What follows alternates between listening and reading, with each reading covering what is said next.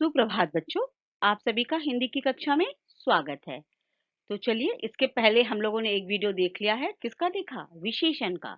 विशेषण का भाग 1 देख लिया है आपने। अब ये भाग 2 है और यहाँ पर हम बाकी के विशेषण के भेदों को पढ़ेंगे। पर भेदों को पढ़ाने से पहले मैं एकदम संक्षेप में, बहुत छोटे रूप में उसके पहले वीडियो में पढ़ाई गई बातों को बताऊंगी। उसके बाद दोहराते हुए मैं बाकी भेदों को पढ़ाऊंगी।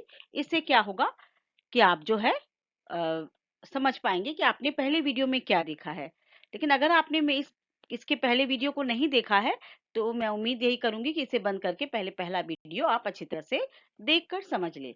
अन्यथा आगे के भाग को समझने में आपको असुविधा हो सकती है। तो हम लोगों ने पढ़ा था विशेषण की परिभाषा। जो शब्द संज्ञा अथवा सर्वनाम शब्दों के गुण, संख्या, मात्रा अथवा मात्रा, अवस्था आदि की विशेषता बताते हैं, उसे विशेषण कहते हैं। जैसे अच्छा, सुंदर, विशाल आदि। तो ये अच्छा, सुंदर, विशाल आदि जो है वह विशेषण शब्द है। चलिए आगे बढ़ें। और हम लोगों ने क्या जाना था? हम लोगों ने यह जाना था कि जिस विशेषण शब्द जिस शब्द की विशेषता बताता है, उसे विशेष्य कहते हैं। जैसे दयालु सिद्धार्थ, सिद्धार्थ विशेष्य है। विशाल हाथी, हाथी विशेष्य है। रंग बिरंगी मछली, मछली विशेष्य है। दो फूल, इसमें फूल जो शब्द है वह विशेष्य है। विशेष्य, विशेषण जिस संज्ञा अथवा सर्वनाम की विशेषता बताता है, उसे विशेष्य कहते हैं।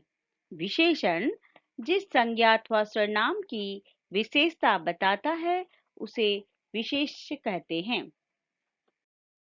अब हम लोग करने वाले हैं विशेषण के भेद। तो हम लोगों ने जाना भी था पहले गुणवाचक विशेषण पहला, दूसरा संख्यावाचक विशेषण, तीसरा परिमाणवाचक विशेषण, चौथा सार्वनामिक विशेषण। तो ये चारों भेद हैं जिसमें हम लोगों ने गुणवाचक विशेषण पहले वीडियो में पढ़ लिया है। और इस वीडियो में हम लोग बाकी भेदों को पढ़ने वाले हैं। तो गुणवाचक विशेषण, जिस विशेषण से संज्ञा या सर्वनाम के गुण, दोष, रंग या आकार आदि का बोध होता है, उसे गुणवाचक विशेषण कहते हैं। आप देख सक रहे हैं कि गुण, दोष, रंग या आकार आदि का। तो आपके मन में जिज्ञासा है कि ये गुण, कितने गुण हो सकते हैं, किस तरह के गुण हो सकते हैं, दोष भी कैसे हो सकते हैं, और रंग और आकार आदि की जो बातें हैं वह मैं संक्षेप में आपको आगे बताने वाली हूँ। यहाँ पर आप देख सक रहे हैं गुणवाचक विशेषण। तो यहाँ पर गुण, दोष, यानी गुण दोष बताने वाले शब्द है अच्छा, बुरा, सुंदर, मुलायम, मीठा, खट्टा, वीर आदि। उसी तरह से आकार देखिए, इसमें लंबा, चौड़ा, छोटा, बड़ा, मोटा, पतला, नाटा, गोल, चौकोर आदि। तो ये सभी क्या है? आकार बता रहे हैं। जैसे लंबा आदमी, हाँ, छोटा बच्चा, बड़ा आदमी या मोटा लड़का भी आपने देखा भी था। तो इस तरह से ये आकार के बारे में पता चलता है।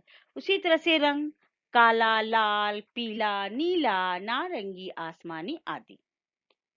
तो आप समझ सक रहे हैं कि किस तरह से आप इसको समझेंगे वाक्यों के अंतर्गत।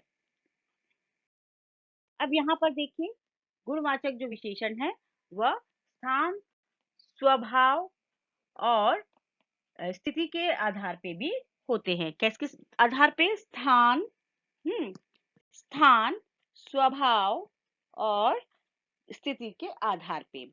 जैसे यहाँ पर देख रहे हैं स्थान, जैसे भारतीय, जापानी, हम लोग कहते हैं ना, वह भारतीय है, वह जापान का रहने वाला जापानी है। हाँ, तो ये सब बात भी जो है इसके आधार पर भी विशेषताएं प्रकट होती हैं। ये भी इनके गुण में माने जाते हैं। रेगिस्तानी, शहरी, पहाड़ी। हाँ, उसी तरह से स्वभाव, तो स्वभाव जैसे शांत, कमजोर, बुद्धिमान, गुस्सैल, गंभीर आदि। उसी से स्थिति भी इसमें आती है गुण के अंदर में। गरीब इंसान, बीमार व्यक्ति, प्रसन्न। तो ऐसे शब्द अगर आते हैं तो आप उसको किस में लेंगे? गुणवाचक विशेषण के अंतर्गत आप उसको गिनेंगे। हाँ, तो मैं उम्मीद करूं कि आपको समझ में आ गया है। अब यहाँ पर देखिए मैंने 2 चित्र लिए हैं और उससे जुड़े हुए 2 वाक्य भी है। 5 बच्चे खेल रहे हैं, 4 संतरे रख दो, 4 संतरे रख दो। तो यहाँ पर मैंने बच्चों की भी संख्या 5 है, वो एकदम निश्चित है, और संतरों की भी संख्या 4 है, वो भी निश्चित है। दोनों क्या है? एकदम फिक्स, एकदम फिक्स। तो यहाँ पर आप बोल सकते हैं कि ये निश्चित संख्या है। और आगे यहाँ पर देखिए, कुछ बच्चे, पहले मैंने बच्चों की संख्या बता दी थी, पर इसमें संख्या नहीं बताई है, कुछ बच्चे का है। तो ये क्या है? अनिश्चित संख्या। हाँ, यानी बच्चों की संख्या निश्चित नहीं है। उसी तरह से थोड़े संतरे लटक रहे हैं, तो यहाँ क्या आप संतरे गिन पा रहे हैं? नहीं ना। तो वही बात, तो थोड़े से संतरे। तो यहाँ पर आप देख सक रहे हैं कि संख्या का अनुमान तो है, लेकिन संख्या सामने नजर नहीं आ रही है। तो ये है अनिश्चित। आगे, तो संख्यावाचक विशेषण के अंतर्गत यह होगा कि जो विशेषण संज्ञा शब्दों की संख्या तथा क्रम आदि की विशेषताएं बताते हैं, उन्हें संख्यावाचक विशेषण कहते हैं। तो जैसे 4 बच्चे, तो वो संख्या बता रहे थे। और कभी भी क्रम जो आप पूछेंगे ना, क्रम क्रम क्या होता है? पहला, दूसरा, तीसरा, चौथा, पांचवा, छठा, ये है क्रम। हाँ, 2 गुना, 3 गुना, 4 गुना, ये सब क्रम है, सीरियल वाइज। ठीक है, सीरियल वाइज हुआ। तो आदि की विशेषता बताते हैं, उन्हें संख्यावाचक विशेषण कहते हैं। अब ये है कि आप कहेंगे कि अध्यापिका जी ने तो दो स्लाइड में, एक में संख्या बताई, दूसरे में संख्या नहीं बताई, और उसको निश्चित और अनिश्चित कुछ कह रही थी। तो मैं उस चीज को भी एक बार आपको आगे समझा देती हूँ कि संख्यावाचक विशेषण से जुड़ी महत्वपूर्ण बातें। निश्चित संख्या वाले विशेषण है 3, 100, 1000, ऐसे शब्द, यानी जिसमें संख्या पता चले, 100 बोले तो 100, 1000 बोले तो 1000। उसी तरह से अनिश्चित संख्या वाले विशेषण कौन से हुए? बहुत से, कुछ, थोड़ा सा, कई। जैसे कई लोग खड़े हैं, तो कितने लोग हैं पता चल रहा नहीं ना, ले तो वो गिन सकते हैं, उसको हम लोग क्या कर सकते हैं? अंगुलियों में गिन सकते हैं। उसे बहुत से पक्षी उड़ रहे हैं, तो पक्षी को तो गिना जा सकता है। तो ये सभी हो गए अनिश्चित संख्या वाले विशेषण और निश्चित संख्या वाले विशेषण। चले आगे बढ़े। यहाँ पर आप देखिए कि एक थैला है और एक बर्तन है। तो थैले में 2 किलो चीनी है और इस बर्तन में 3 लीटर दूध है। तो यहाँ पर आप देख सक रहे हैं कि थैले में निश्चित क्या है? परिमाण का बोध हो रहा है। कितना? 2 किलो चीनी। इसके माप माप माप तौल, तो ये वजन का पता है, माप तौल का पता चल रहा है। उसी तरह से 3 लीटर दूध बर्तन में, 3 लीटर दूध है इस बर्तन में। तो कितना है माप? 3 लीटर दूध। तो आप समझ रहे हैं कि यहाँ पर माप और तौल की बात हो रही है। देखिए, बाल्टी में बहुत पानी है, टोकरी में कुछ सेब रखे हैं। तो यहाँ पर देखिए माप तौल की बात है। पानी को तो हम लोग गिन नहीं सकते ना, इसको तो मापते तौलते हैं। और यहाँ पर सेब है, देखिए उसे हम लोग क्या करते हैं? गिन सकते हैं, लेकिन यहाँ पर पूरे आप गिन नहीं सकते, क्योंकि सेब के नीचे भी बहुत से सेब है, उसको गिन सकेंगे नहीं। तो यहाँ पर देखिए मैंने रखा कुछ सेब रखे हैं। तो चले आगे हम इससे जुड़ी हुई बात समझें। परिमाणवाचक विशेषण, जो विशेषण संज्ञा के परिमाण का बोध कराते हैं, अर्थात नाप तौल का बोध कराते हैं, उन्हें परिमाणवाचक विशेषण कहते हैं। ठीक है, तो परिमाणवाचक विशेषण से आपको महत्वपूर्ण बात जो है मैं बताने जा रही हूँ। मापने वाले शब्द 3 लीटर दूध, 1 कटोरी घी। नापने वाले शब्द, जैसे नापते कपड़े को, 4 मीटर कपड़ा, 100 गज जमीन। तौलने वाले शब्द, वजन करते हैं, जैसे 2 किलो चीनी, 100 ग्राम हल्दी। तो ये तो सब निश्चित परिमाण वाचक विशेषण है। इनके अतिरिक्त अनिश्चित परिमाणवाचक विशेषण होते हैं। बहुत पानी, कुछ सेब, थोड़ा सा दूध। यानी यहाँ पर निश्चित नहीं है, यानी मात्रा निश्चित नहीं है, माप निश्चित नहीं है। बाल्टी में कितना पानी है पता नहीं चल रहा है ना, नहीं चला ना, तो माप निश्चित नहीं है। तो यहाँ पर बहुत पानी अगर कहा जाए तो वह क्या हो गया? अनिश्चित परिमाणवाचक विशेषण। तो परिमाणवाचक विशेषण कौन हुआ? जिसको हम लोग नापते और तौलते हैं, जो शब्द बताता है वही है परिमाणवाचक विशेषण।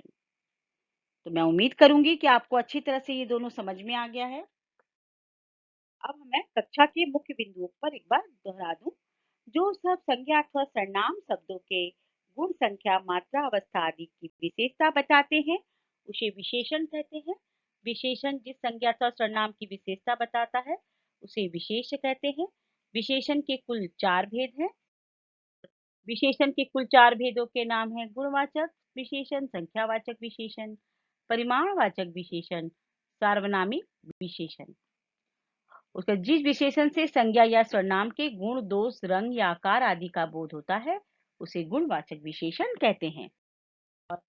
इसके बाद जो विशेषण संज्ञा शब्दों की संख्या अथवा क्रम आदि की विशेषताएं बताते हैं उन्हें संख्यावाचक विशेषण कहते हैं। इनमें निश्चित संख्या वाले विशेषण और अनिश्चित संख्या वाले विशेषण भी होते हैं। जो विशेषण संज्ञा के परिमाण या नाप तौल का बोध कराते हैं उन्हें परिमाणवाचक विशेषण कहते हैं। निश्चित परिमाणवाचक विशेषण के अतिरिक्त अनिश्चित परिमाणवाचक विशेषण भी होते हैं। ध्यान देने योग्य मुख्य बातें इस प्रस्तुति को आवश्यकता के अनुसार देखें। अभ्यास कार्य को विद्यार्थी स्वयं पूरा करें। विद्यार्थी निम्नलिखित बातों को सीखने में सक्षम हुए। तो विशेषण की अवधारणा को समझेंगे, भेदों के अंतर को जानने में और विशेषण का दैनिक जीवन में सही इस्तेमाल करने में, लेखन कार्य में विशेषण के स्तरीय प्रयोग में अपनी भाषा की गुणवत्ता को निखारने में सक्षम हुए। ठीक है, आगे बढ़ती हूँ। अगले वीडियो में मिलते हैं, तब तक के लिए अलविदा।